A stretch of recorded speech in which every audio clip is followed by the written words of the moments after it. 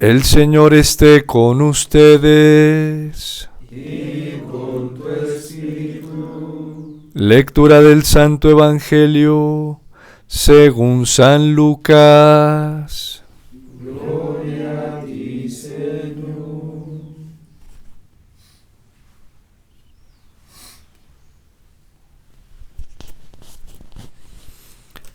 En aquellos días María se encaminó presurosa a un pueblo de las montañas de Judea, y entrando en la casa de Zacarías, saludó a Isabel. En cuanto ésta oyó el saludo de María, la criatura saltó en su seno. Entonces Isabel quedó llena del Espíritu Santo, y levantando la voz exclamó: Bendita tú entre las mujeres, y bendito el fruto de tu vientre. ¿Quién soy yo para que la madre de mi Señor venga a verme? Apenas llegó tu saludo a mis oídos, el niño saltó de gozo en mi seno. Dichosa tú que has creído, porque se cumplirá cuanto te fue anunciado de parte del Señor. Entonces dijo María: Mi alma glorifica al Señor, y mi espíritu se llena de júbilo en Dios mi Salvador, porque puso sus ojos en la humildad de su esclava. Desde ahora me llamarán dichosa todas las generaciones, porque ha hecho en mí grandes cosas el que todo lo puede. Santo es su nombre, y su misericordia llega de generación en generación a los que lo temen. Ha hecho sentir el poder de su brazo, dispersó a los de corazón altanero, destronó a los potentados y exaltó a los humildes. A los hambrientos los colmó de bienes, y a los ricos los despidió sin nada. Acordándose de su misericordia, vino en ayuda de Israel su siervo, como lo había prometido a nuestros padres, a Abraham y a su descendencia para siempre. María permaneció con Isabel unos 3 meses, y luego regresó a su casa. Palabra del Señor. Gloria a ti, Señor Jesús.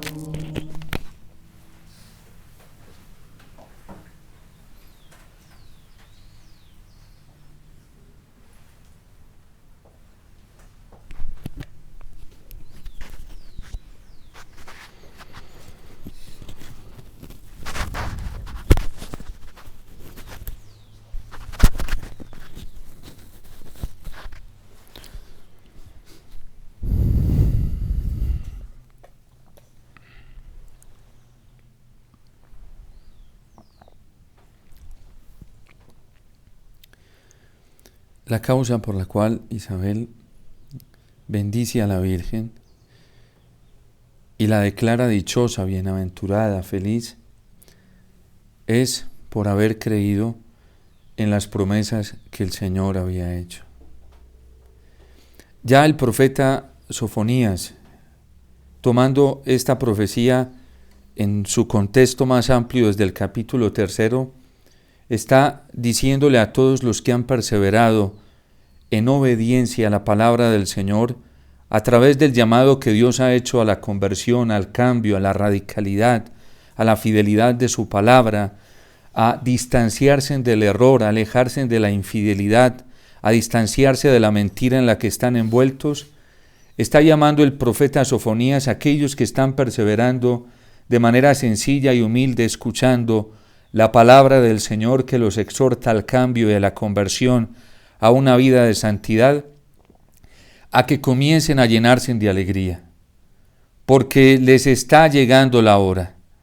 Les está llegando la hora de no temer, les está llegando la hora del gozo, les está llegando la hora de la bienaventuranza, les está llegando la hora del cumplimiento de la promesa. La Virgen, en los momentos de tanta dificultad que seguramente tuvo, de prueba, de confusión a la que también estuvo sometida en el ambiente en el que ella se desarrollaba y en el que ella vivía, en el que evolucionaba la existencia de su propia vida y en la que luchaba por perseverar en la auténtica fe, cuando veía cómo dentro de sus mismos contemporáneos se iba corrompiendo la verdad de la fe, se iba corrompiendo la verdad de la piedad, se iba corrompiendo por soberbia la esperanza en Dios, ella supo perseverar fielmente y encontrar con mucha claridad, paciencia y mansedumbre cuál era el camino para no dejarse involucrar en esa mentira, para no dejarse involucrar en el error, para no dejarse involucrar en la mentalidad mundana de aquel tiempo en la que ya muchos de sus contemporáneos y hermanos de religión habían caído. Y la clave que ella encuentra es la palabra del Señor. Esa palabra del Señor que había llegado a su cumplimiento en los padres, así como se acordó de nuestros padres, Abraham su siervo, porque así lo proclama en el Magnificat. Ella no se detiene a escuchar fábulas, no se detiene a escuchar doctrinas llamativas, no se deja llevar por la lucidez vanidosa de su inteligencia. Ella prefiere una seguridad más certera, un polo que le dé más garantía, y es la misma palabra del Señor. Y por eso constantemente va a la Biblia, la repasa, si podríamos llamar en esos momentos, cuando todavía no estaba constituida la Biblia como está constituida hoy, pero iba la palabra del Señor en los constantes testimonios a los que ella acudía, en los pergaminos y en lo que anunciaban los profetas. Ese fue el sustento esperanzador de la Virgen, el sustento que la llenaba de confianza, ir a contemplar, a mirar y a meditar en las intervenciones que Dios había hecho en los antiguos, en Abraham, en Isaac, en Moisés, en el pueblo de Israel, y las mismas profecías se convirtieron para ella en una orientación y en una dirección correcta de la vida para llegar a Dios. Y ahí ancló su esperanza, y ahí ancló su confianza. Por eso meditar esta historia de Dios, esta acción salvífica de Dios a lo largo de la historia, a través de los salmos que ella oraba constantemente, que ella cantaba, que ella meditaba y que ella guardaba en su corazón, se convertía en el motivo de esperanza y de alegría para no dejarse permear de toda la contaminación que giraba a su alrededor, para no dejarse llevar por sus propios criterios, porque sabía que si se dejaba llevar por sus propios criterios, perdía, porque había una fuerza más grande que ella misma. Había una sabiduría más grande que la sabiduría que podía suscitar de sus propios criterios y de sus reflexiones racionales. La Virgen no se fía de ella misma. La Virgen no se fía de sus propios criterios. Hay una autoridad superior a sus propios criterios y es la autoridad de la palabra del Señor. Hay una autoridad superior a los criterios del común, que son sus mismos hermanos de fe, y es la palabra del Señor. Hay una autoridad superior al consenso mundial, al consenso social, al consenso religioso, al consenso espiritual, y es la palabra del Señor. Y por eso Isabel no duda en decirle: bendita tú entre todas las mujeres, y bendito el fruto de tu vientre. Dichosa, feliz tú, que has creído todo esto y te has fiado de todo esto. Feliz tú, que has creído las palabras, que se cumplirían las palabras dichas por el Señor. ¿Cuánto tenemos que aprender de la Virgen? ¿Cuánta humildad se necesita para abandonar todas las seguridades en las que nosotros nos hemos anclado y lanzarnos a ese abismo de la confianza en la palabra del Señor y dejar de seguir nuestros propios criterios tan viciados y untados de vanidad, de orgullo, anclados en la soberbia. Tanto daño nos hace la falta de humildad para escuchar a alguien que es más que nosotros, que es superior a nosotros.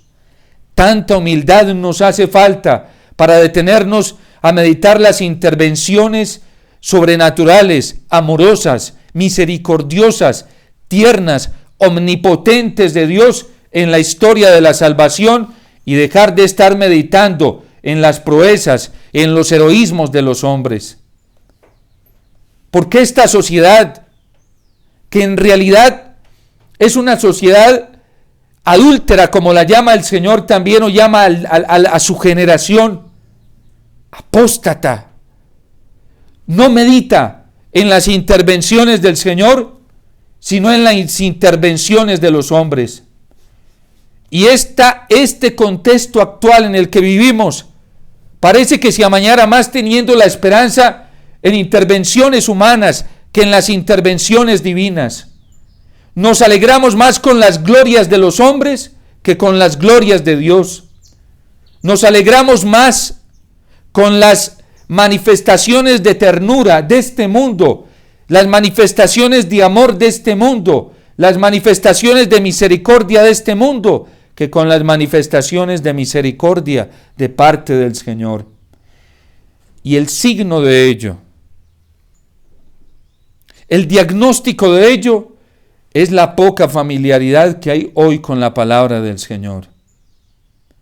Basta escuchar tantas cosas que se escuchan en nombre de Dios, en nombre de Jesucristo, en nombre de la piedad, en nombre de la espiritualidad, hasta mariana, para detectar que hay muy poca asociación con la palabra del Señor, que hay muy poco conocimiento de la palabra del Señor, que esa palabra ya no está ni en la mente ni en el corazón de muchos católicos.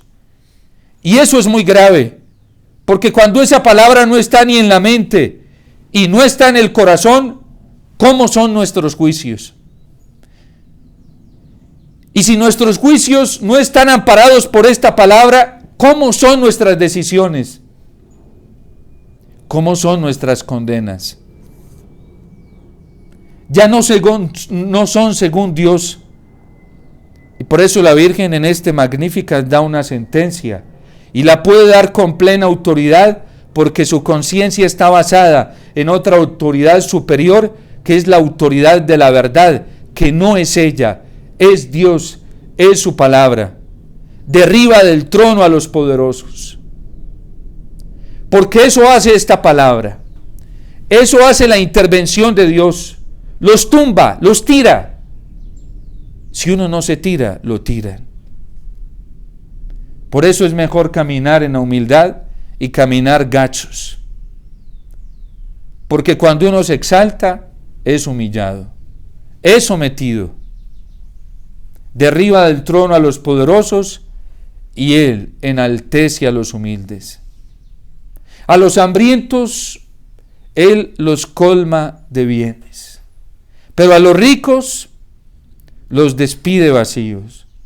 ¿De dónde saca la Virgen estos juicios? Porque son juicios que ella elabora. Los saca de la intervención de Dios en la historia de Israel, manifestada en los libros antiguos de la palabra del Señor. Ella ya lo ha visto. Por eso la Virgen es objetiva. No es esa falsa caridad que se amanceba, se esteriliza, se neutraliza ante todo y anula la capacidad racional. Hoy se predica una caridad dentro de la iglesia que anula la capacidad de reflexión y anula la capacidad de juicio. Y entonces la gente habla de juicio prudencial y resulta que lo que tiene es puro instinto, pero no tiene juicio prudencial porque no puede reflexionar, porque no puede pensar. Y no puede pensar a la luz de la palabra del Señor porque hoy se convierte en victimario quien hace un juicio a la luz del Señor. Hoy este mundo tiene muchas víctimas. no tiene victimarios. La sociedad actual está llena de víctimas por donde vayamos. Y en la iglesia está llena de víctimas. O sea, ya no hay una víctima que es el Señor, no. Hay muchas víctimas. Y todo el mundo resulta siendo victimario. Y todo el mundo resulta siendo víctima de los victimarios. Eso es soberbia. Soberbia camuflada al nivel más alto. Porque quien se mira ante el espejo de Dios sabe quién es Él y quién es Dios. Sabe cuál es su propia verdad y cuál es la verdad de Dios. Con razón, aquel ladrón en la cruz le advertía al otro, a partir de un juicio que elabora en esos momentos, tú y yo merecemos esto. Y no era agradable la situación que estaban viviendo, pero tú y yo lo merecemos. No es diplomacia, porque no es la incoherencia externa de la palabra, ¿sí? Donde solo hay una palabra diplomática, pero no se siente en el corazón. No, este hombre tiene la coherencia de la verdad, porque lo siente, lo piensa y así lo afirma. Esas humildades hoy con falta de verdad. Son mantillas diplomáticas en la iglesia, donde ayer precisamente me impactó la oración de la liturgia de las horas, creo que fue de vísperas o de laudes, no lo recuerdo bien, y le pedíamos al Señor como iglesia que coincidieran nuestras palabras con nuestros sentimientos. Y a eso se le llama coherencia. A eso se le llama verdad. Cuando solemos decir una cosa y sentir otra, somos incoherentes. Somos incoherentes. Ayer lo decía la iglesia y me encantó esa oración. Que coincidan nuestras palabras con nuestros sentimientos. Qué fácil vamos entrando nosotros en este vicio en el que se mueve el mundo de hoy. Tan involucrado cada vez más en la hipocresía. Hoy uno escucha predicadores católicos que afirman una cosa hoy y mañana afirman otra. Que no era lo mismo, no te movías en la misma dinámica. No, es que hay verdades para todos los tiempos. Esa verdad fue para ese tiempo, ahora es otra. Y eso se llama relativismo. Relativismo puro. Cuando no se predica, no se anuncia otra palabra, que es la de Dios, no la de uno, ocurren esas cosas. Y por eso la Virgen merece ser llamada bendita entre todas las mujeres. Y el fruto que ella lleva, tanto en su seno como en su corazón, es bendito. Y por eso merece ser alabada por Isabel. Y por eso ella proclama las grandezas del Señor. Y por eso se alegra en su espíritu, en Dios su Salvador, porque ha mirado la pequeñez de la esclava. Y es que para llegar a eso se necesita aquello que ya su madre lo vivía, pero que Jesús lo advierte en su predicación. Quien no se haga como un niño no puede entrar en el reino de Dios. Se necesita esa infancia para creerle al Señor. El adulto no le cree a la palabra del Señor. Al adulto se pone ante la Biblia y no le produce nada la palabra del Señor. Bueno, sí podrá producir, como dirá el obispo Fulton Sheen, que el sol causa dos efectos diferentes en dos elementos diferentes como son la cera y el barro. Y dice que la cera, el sol, la ablanda y hasta la derrite y la convierte en líquida, dócil. Pero el barro lo vuelve duro. Y así pasa con la intervención de Dios en estos tiempos. Dios está pasando Dios está pasando y unos se están volviendo duros como el barro porque el sol no ha dejado de alumbrar. Siempre hace salir su sol sobre buenos y malos, sobre justos e injustos.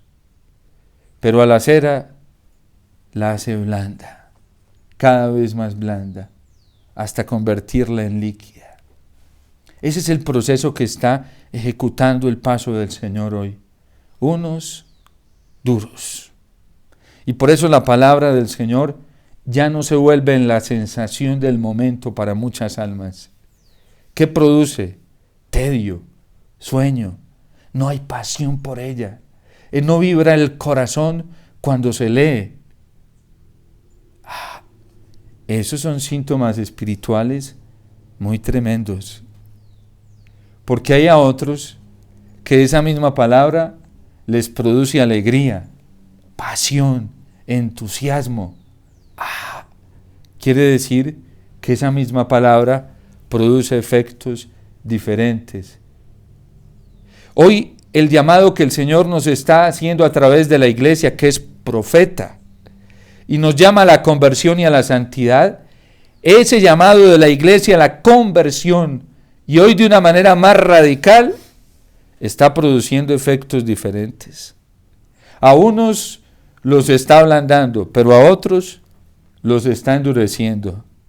Y por eso hay tanto fastidio hoy de algunos con la iglesia. En algunos hay un fastidio explícito que ya a través de una actitud cismática se alejaron del Papa y de la iglesia de manera formal y explícita. Otros en la inconformidad interna del corazón, que puede ser hasta más grave que la de estos. Aunque la de estos tiene escándalo por encima.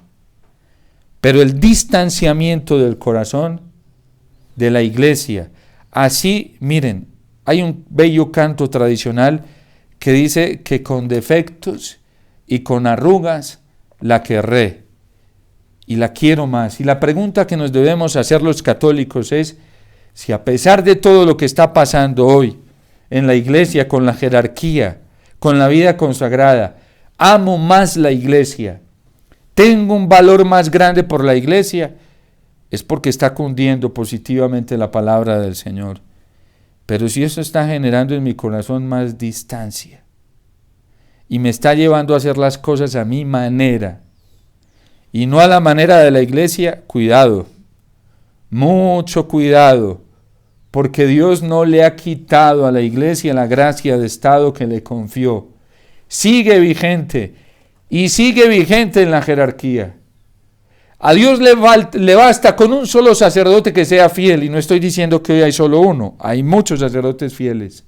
A pesar de que hayan muchos que viven en la doblez, en la hipocresía, en la mediocridad, hay sacerdotes buenos. Y en eso se sigue manifestando la gracia del Señor. Desvincularse de la jerarquía de la iglesia, que es un don dado por Dios a la iglesia para comenzar a hacer las cosas a nuestra manera, es gravísimo, muy grave. Por eso nosotros no podemos desvincularnos de esta palabra de Dios que nos llega hoy a través de la iglesia y que en realidad nos está llamando a la conversión y a la santidad. O nos convertimos y somos santos, o ese mismo efecto, esa misma palabra produce efectos diferentes en nosotros. Porque cuando no hay humildad en el corazón, sí que llegan efectos diferentes al corazón. Y se producen efectos diferentes al corazón. La iglesia nos está llamando desde hace tiempo a la conversión. Basta pensar en un papa como Pablo VI, un profeta, despreciado dentro de la misma iglesia, atacado dentro de la misma iglesia.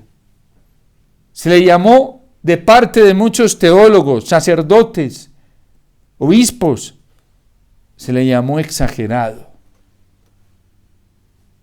Cuando radicalizó la vivencia de la vida cristiana por la acción del Espíritu Santo que actuaba en él, de la iglesia. Basta ver cuando sacó la Humane Vitae. Dios mío santo, se le vinieron encima. ¿Qué no le dijeron al Papa Pablo VI? Cuando llamó a la iglesia a vivir una radicalidad en la liturgia y sobre todo en la Eucaristía, a no negociar la piedad de la Eucaristía. ¿Cuánto sufrió el Papa Pablo VI por esto? Y cuando se dio cuenta de las artimañas que dentro de la iglesia ya estaban para ir rebajando la piedad y el amor a la liturgia eucarística, ¿cuánto le costó esto al Papa? Desprecio, tildaciones, calumnias, cuánto dolor, porque él se dio cuenta. Ya desde él, de mucho antes, se dio cuenta de todo lo que se pretendía hacer con la recepción eucarística. Y lo alertó, y lo advirtió, y nos lo dijo a todos. Por eso lo que pasó en pandemia obedece más a una ignorancia culposa de muchos católicos, a una indiferencia frente al profetismo de la iglesia, que ya nos ha advertido. ¿Por qué tanta confusión hoy? Porque la gente ya no va al magisterio de la iglesia. Los católicos, muchos no conocen el catecismo, no conocen las encíclicas de los papas, no las leen, no las meditan. Pero vaya, pregúntenles por teólogos, vaya, pregúntenles por escritores católicos y se lo saben todos. Vaya, pregunten por teólogos de espiritualidad y los conocen. Han hecho estudios, maestrías, doctorados en conocer estos autores. Pero la iglesia, que es profeta, ¿cuánto nos dejamos fiar? Me decía un matrimonio: padre, desde que comenzamos a escuchar sus homilías, es que nos hemos dado cuenta que están las encíclicas y las riquezas que nos estamos encontrando. Ahora estamos formando a nuestra familia y a nuestros hijos desde eso. Y no me he encontrado un matrimonio. Muchos matrimonios me he encontrado en mis ires y venires que me dan testimonio de esto. Personas que yo me encuentro muchas veces en un aeropuerto y me muestran: padre, jóvenes, miren lo que estoy estudiando. Y me muestran una encíclica, la Veritatis Splendor, de Papa Benedicto XVI, con ella subrayada. ¿Cómo no nos vamos a alegrar escuchando al Espíritu Santo en la iglesia? Y no me he encontrado uno, muchos. Pero ¿saben qué les dicen a esta gente? Que se están dejando enredar y que los están llevando al error. Imagínense al nivel que estamos hoy. Pero todo eso Dios lo derriba. Todo eso va cayendo por su propio peso. Porque la verdad de Dios manifestada en la iglesia es indetenible. Y por eso Dios en esos pocos y con esos pocos va a hacer mucho. No son las grandes masas. Cuando vino la plenitud de los tiempos, el ángel Gabriel vino de parte de Dios a traer una gran revelación. Y en esos momentos eran muy pocos, poquísimos los fieles. Había mucha gente que pertenecía a la religión judía, tanto que Roma les tenía respeto y hasta miedo, ¿sí? Por su fundamentalismo religioso. ¿Ustedes creen que Pilato, por qué entregó a Cristo? Porque los judíos tenían poder político, religioso, y ellos podían dañarle la carrera política a Pilato ante el César.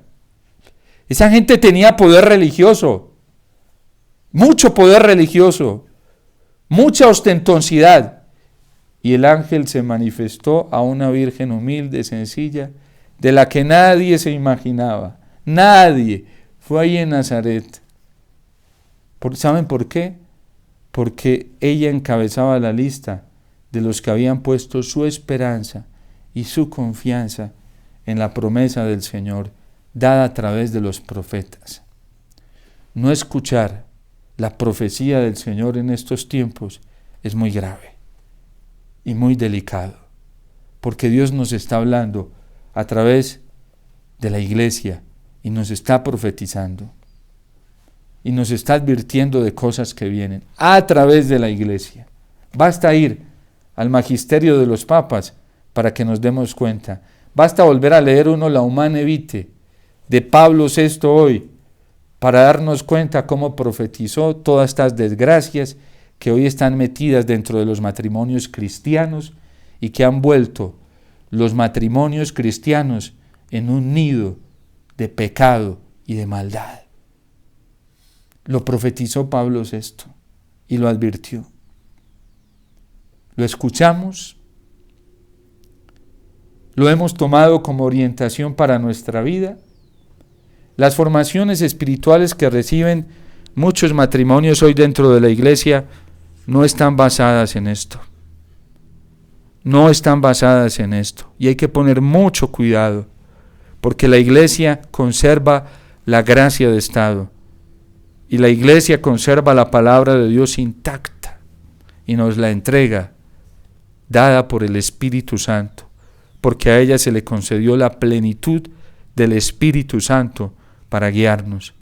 De ahí que advierte tanto la iglesia como los padres tienen que educar a los hijos desde esta fe católica y después orientar sus hijos a la parroquia, porque la parroquia para la iglesia es la comunidad de comunidades. ¿En dónde están desembocando las espiritualidades hoy?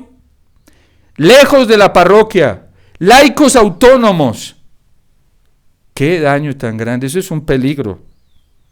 Eso es un peligro, porque la parroquia no es entendida solo como estructura, sino como una comunión espiritual de fe con la Iglesia Universal, y es la expresión católica más cercana que nosotros tenemos.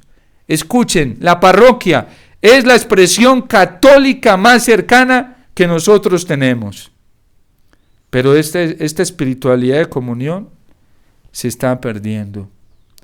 Yo ahorita estaba predicando en un municipio y a mí me daba inmensa alegría de saber que estaba con el aval del párroco. Y que fue él mismo el que me pidió que estuviera allí. Eso da consuelo, da paz, da tranquilidad, ¿sí? Y ver las gracias de Dios, cómo se derrama en las almas, es impresionante. Pidámosle al Señor esa gracia. Y las familias tienen que educar mucho a sus hijos en la fe católica. Padres, cojan a sus hijos desde el catecismo, no les dejen meter más cosa tóxica. Desde el catecismo, fórmenlos ustedes, papás. Nadie puede suplir esa educación. Nadie, porque es una gracia de Estado que los papás tienen y es una autoridad que Dios les dio a ellos para que no se la dejen arrebatar. Y después orienten esa formación a la parroquia, a la iglesia. Porque si ustedes no lo hacen, están formando potenciales sectarios de la iglesia, como hay tantos hoy dentro de la iglesia.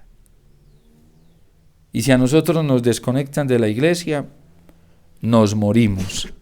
No hay Espíritu Santo que valga. El Espíritu Santo crea lazo de comunión y nos mete inmediatamente en la iglesia. Él no nos saca de la iglesia, jamás. Jamás va a ser eso el Espíritu Santo.